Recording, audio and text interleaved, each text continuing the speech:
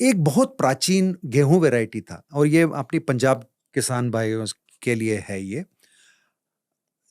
जो गोल सा था। इट वाज, आप शेप देखेंगे वो गेहूं का, इट इज राउंड, है ना। तो उसको साइंटिफिकली ट्रिटिकम स्फेरोकोकम बोलते हैं। स्फेरोकोकम मतलब स्फीयर, स्फेरोकोकम। और ये बहुत प्राचीन वैरायटी था, और पुराने ये ग्रीन रेवोल्यूशन से पहले ये वैरायटी चलता था अपना हरियाणा पंजाब ये एरिया में चलता था ये, लेकिन ये हाइब्रिड आने के बाद वो खत्म हो गया। तो उसको जो है आप उनके कुछ आश्रम में ये बाबा संत लोग जो है उसको प्रसाद के रूप में देते थे, मतलब वो कल्टीवेट करते थे और उसकी बीज जो है देते थे। तो मुझे ये बीज मिला, तो मुझे बहुत पसंद आया ये बीज, क्योंकि इसका जब मैं पूसा में इसका एनालिसिस करवाया, तो इसमें मिनरल कंटेंट जो है इट इज 3.5 टाइम्स मोर अधिक है। फिर इसका जो आपका प्रोटीन्स है और ये सब बहुत है, और सबसे बढ़िया चीज जो है, ये गेहूं में फॉलिक एसिड है। फॉलिक एसिड एक ऐसा चीज है जो कोई भी प्लांट ब्रीडर, मैं जब काम कर रहा था वीट ब्रीडिंग में, तो ये एक पॉइंट था कि कभी भी हम गेहूं में फॉलिक एसिड का जीन नहीं डाल पाए थे। और इसीलिए जब ब्रेड बनता है तो ब्रेड की ऊपर जो है लिखा रहता है कि फोलिएट फोर्टिफाइड ब्रेड, क्योंकि फोलिक एसिड बहुत जरूरी है महिलाओं के लिए, स्पेशली प्रेगनेंसी के टाइम में, और ये सब फोलिक एसिड बहुत जरूरी है। और ये हमने जो है फोलेट ब्रेड की प्रोडक्शन के टाइम में वो डालते थे, और it used to be called folate fortified bread. Fortified bread का नाम जो है वो आता है when externally we put folate into the bread. तो ये राउंड वाला जो गेहूं है, इसको मैंने मल्टीप्लाई स्टार्ट किया, मैं सीड प्रोडक्शन इसका चालू कर दिया। चालू करके एनालिसिस किया, तो एनालिसिस जबरदस्त निकला, और उसमें फोलिक एसिड निकला। तो folic acid is something unbelievable that in गेहूं वी हैव फोलिक एसिड। ये वैरायटी में था वो। तो मैंने इसका एक एनसीआर एरिया में, दिल्ली में, मैं इसका एक प्रचार चालू किया कि there is this new variety, and इसका नाम भी सोना मोती रखा गया। The name was given. Actually, it was given by Shri Ravi Shankar ji. Okay. And he gave the name because वो सोना जैसा दिखता था, और मोती जैसा दिखता था, और कलर उसका सोना का था, गोल्डन था, तो सोना मोती उसका नाम दिया। तो हमने बोला कि ये सोना मोती इज समथिंग फैंटास्टिक।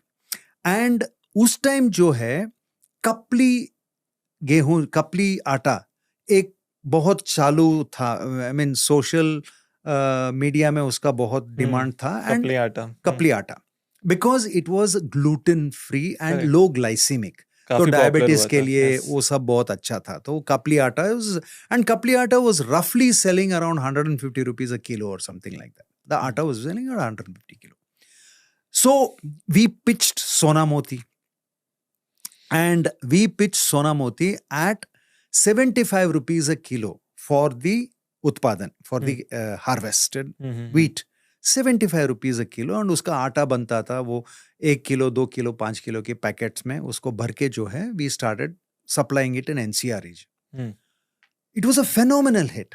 एंड देखिए, गेहूं अगर आप इतना फर्टिलाइजर ये सब डाल के हाई इंटेंसिव गेहूं आप प्रोडक्शन करेंगे, आपका एमएसपी जो है it is some 20 rupees, 19 rupees, 20 rupees मिलता था।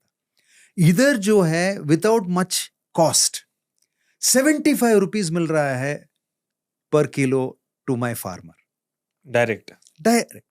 मतलब so you can imagine how happy the farmers are, है ना। तो ये बहुत ही, Sona Moti became a huge hit, and even today my farmers are growing it very successful. आपके फार्म पे है अभी?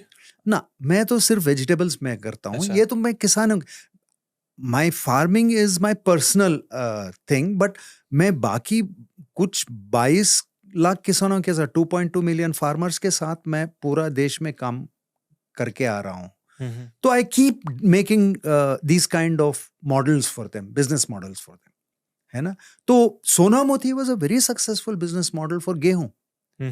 एंड यू कैन, सोना मोती में आप यूरिया डालेंगे तो वो मर जाएगा बेचारा, वो ऐसे ही शूट होएगा और एक हवा आया तो गिर के मर जाएगा।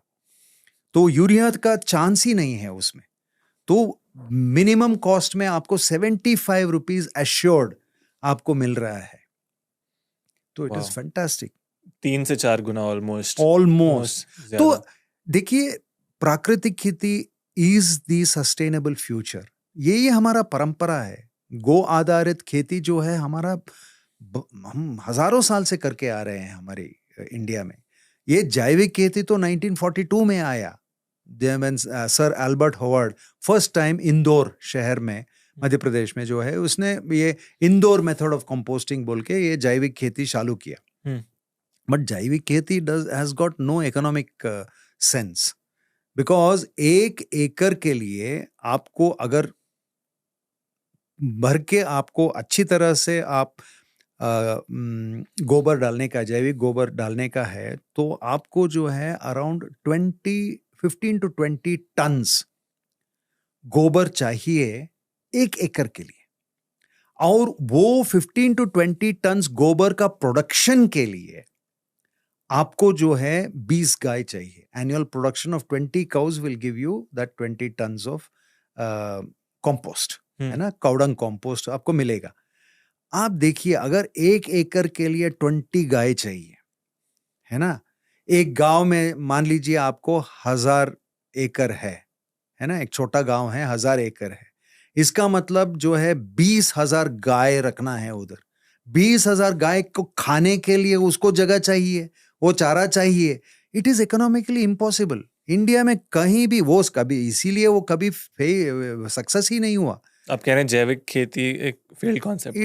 It's a failed concept. आप बोलिए कहाँ जैविक खेती इंडिया में सक्सेस हो सकती है? वो number he, the numbers don't match. अगर आप प्राकृतिक खेती ले लीजिए, एक गाय जो है 25 एकड़ मेंटेन कर सकता है। नहीं, बट ये डिफरेंस क्यों है जैविक खेती और प्राकृतिक खेती में? बिकॉज जैविक खेती में हमारे, हाँ, जैविक खेती में खाद कैसा बनता है? आप गोबर लेते हैं गाय का, फिर पत्ता वत्ता कुछ मिलता है, वो सब एक खड्डे में आप डालेंगे उसको, फिर थोड़ा मिट्टी डालेंगे, फिर गोबर डालेंगे, फिर मिट्टी डालेंगे, ऐसे ही बना के जो है ऊपर से आप पानी डालते रहेंगे। बहुत हीट आता है, एक्सोथर्मिक रिएक्शन होता है, सब कुछ मर जाता है उसमें। कोई बीज है, कृमि कीट है, सूक्ष्माणु जीवाणु जो भी है, सब कुछ मर जाता है, तभी वो फ्रेश स्मेल आता है। लेकिन 9 महीना लगता है, 9 महीने से 1 साल लगता है उसको कंपोस्ट बनने में। तो वो कंपोस्ट ले आके आप डालते हैं खेत में, लेकिन उसमें कोई जीवित चीज नहीं है। There is nothing that nutrient solubilizing microbes नहीं है उसमें। ये प्राकृतिक का बात कर रहे हैं? ये जैविक की बात कर रहा हूँ। जैविक इज कंपोस्टिंग, है ना। कंपोस्टिंग जो है एक्सोथर्मिक रिएक्शन है वो। जब हम प्राकृतिक खेती की बात करते हैं तो आपको जो है थोड़ा इतना, आप गोमूत्र लिया, गोबर लिया, फिर थोड़ा सा प्रोटीन सोर्स बेसन लगा दिया, थोड़ा सा आप गुड़ लगा दिया which is the sugar source, और फिर जो है आपने बना दिया आपकी जीवामृत। ये वो जीवित चीज है। तो कितना गोबर चाहिए वो करने के लिए? It is not much. तो 1 cow will maintain 25 even to 30 acres 1 cow can maintain. उधर जो है आपको 20 गाय चाहिए 1 एकड़ के लिए। तो अगर आप पूरे इंडिया का एकरेज ले ले और मल्टीप्लाइड बाय 20, उतना गाय चाहिए for India to become an organic nation. वो गाय कहां रहेंगे? आपको पैर रखने का जगह नहीं मिलेगा, उतना गाय है तो। ये आई थिंक पालेकर सर ने मुझे बोला था। हाँ, तो it is never going to make sense. हम लोग सोचते हैं कि प्राचीन भारत में सिर्फ जैविक खेती चलता था। अरे नहीं बाबा, जैविक खेती तो आया इंडिया में 1942 में। बट सर, अगर मेरे पास उतनी गाय हैं और मैं उन गाय से दूध निकाल रहा हूँ, उसका प्रोसेसिंग कर रहा हूँ, घी बेच रहा हूँ, तब तो मैं सर्वाइव करूंगा अच्छे से ना। आप सर्वाइव करेंगे, लेकिन गाय के लिए भी तो जगह चाहिए ना। उसका चारा के लिए किधर है आपको? करेक्ट, मतलब पूरा भारत नहीं कर सकता है। नहीं कर सकते हैं। So that's what I am saying. Point noted. Sustainable अगर आपको चाहिए, अगर एक गाय जो है 25 एकड़ को देखभाल कर रहा है, संभाल रहा है, तो then I can say this is scalable model. अगर 20 गाय 1 एकड़ के लिए चाहिए तो वो स्केलेबल मॉडल नहीं है वो। इसीलिए जो है हमारा परंपरा में हमेशा जो है गो आधारित खेती था, और वो गो आधारित का मतलब कंपोस्टिंग नहीं था।